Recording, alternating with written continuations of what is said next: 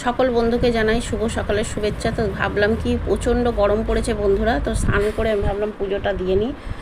পুজোটা দিতে বসে গেছি। তো দেখো গাছ থেকে চান করে গাছ থেকে কতগুলো ফুল তুলে নিয়েছি, আর স্নান টান করে ঠাকুরের বাসন মেজে নিয়েছি। দেখো সব মাজা ধোয়া হয়ে গেছে, আর ফুলগুলোকে ভালো করে তুলে সাজিয়ে নিয়েছি। তো একটুখানি ঠাকুরকে আগে একটু আমি স্নান করিয়ে দিই, স্নান করিয়ে তারপরে চন্দন টন্দন লাগাই, জল ঢালি। তো তারপরে দেখো সব ঠাকুরকে আমি গুছিয়ে সুন্দর করে ফুল দিয়েছি। আর আমি না লক্ষ্মীর ঘটে জল দিই। আমি আগে মঙ্গলচণ্ডীর ঘটের মানে লক্ষ্মীর ঘটে জল দিতাম, যেহেতু এখন আমার মঙ্গলচণ্ডীর ঘট নেই, ওপরে আছে, ওপরে এখন আর যাই না জল দিতে। তা নিচে আমি শুধু লক্ষ্মীর ঘটে জল দিই। তা দেখো আর আরেকটা জিনিস হচ্ছে, বছরের প্রথমে যে কোনো ফল আসলে আমি কিন্তু আগে ঠাকুরকে দিই, তারপরে কিন্তু আমরা খাই। তো কালকে লিচু আনা হয়েছে, আজকে সকালেই কিন্তু আমি লিচু ঠাকুরকে দিয়ে দিয়েছি।